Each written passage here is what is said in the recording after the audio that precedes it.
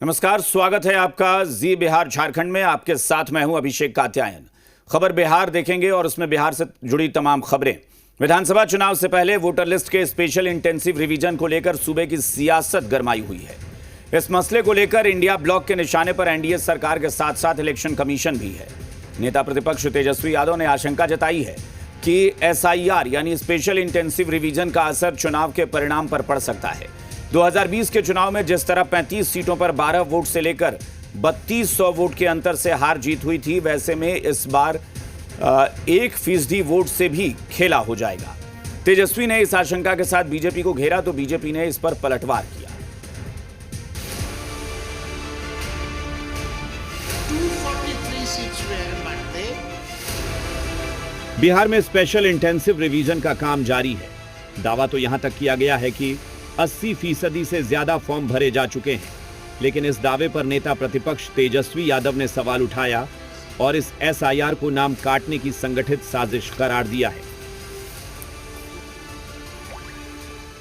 7,90,000 voter को अगर 243 seats में अगर बांट दें तो एक विधानसभा में 3,251 वोटर्स का नाम कटेगा। चलिए थोड़ा डिटेल से समझाते हैं कि 1% वोट कटने के डर को तेजस्वी के कैसे बता रहे हैं। बिहार की वोटर लिस्ट में कुल 7,90,00,000 मतदाताओं के नाम हैं। वोटर लिस्ट के स्पेशल इंटेंसिव रिवीजन अगर 1% मतदाताओं के नाम भी कटते हैं तो यह संख्या 7,90,000 पहुंचती है। बिहार में विधानसभा सीटों की संख्या 243 है। ऐसे में सीटवार देखें तो यह आंकड़ा हर सीट पर 3,251 मतदाता पहुंचता है। तेजस्वी ने इसी आंकड़े के साथ इलेक्शन कमीशन ही नहीं, बीजेपी को भी घेर लिया। 9,70,00,000 मतदाताओं में से 1% का बीजेपी नाम कैसे काट देगा? ये पूरा काम निर्वाचन आयोग कर रहा है, भारत के संवैधानिक प्रक्रिया के तहत कर रहा है, और आपको लग रहा है कि बीजेपी कर रहा है। अब तेजस्वी यादव की 1% वोट वाली चिंता की भी अपनी वजह भी है।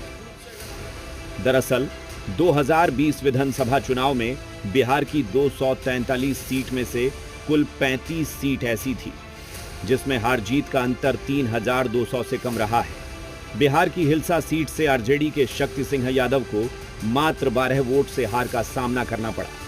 इसी तरह बरबीघा सीट से जेडीयू के सुदर्शन कुमार ने 113 वोटों से जीत हासिल की। पिछले चुनाव में 10 सीट ऐसी थी जहां 12 से लेकर 951 वोटों के अंतर से हार जीत का फैसला हुआ था, और तेजस्वी को आशंका है कि एसआईआर से 1% से ज्यादा वाला खेला होने जा रहा है। चुनाव पूर्व पुनर्निरीक्षण सिर्फ वोट चोरी का नया फॉर्मूला है।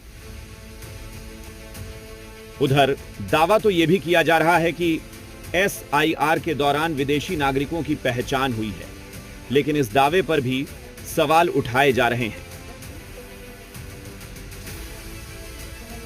तो हम ईसीआई से बड़ी हम्बली रिक्वेस्ट करेंगे कि आप उन बीएलओस का नंबर दो हमको। हमारे पार्टी के लोग जाकर उन बीएलओस से पूछेंगे कहां पर आपको दिखा है बांग्लादेश। इलेक्शन कमीशन की तरफ से चल रहे एसआईआर पर बिहार में बवाल मचा है। हर रोज नए दावे, नई सियासत हो रही है, और अब फॉर्म भरने के लिए 9 दिन बचे हैं, जिसके बाद 28 जुलाई को सुप्रीम सुनवाई होगी। तब पता चलेगा कि सच्चाई क्या है और सियासत कैसी है। रूपेंद्र श्रीवास्तव, जी मीडिया, पटना।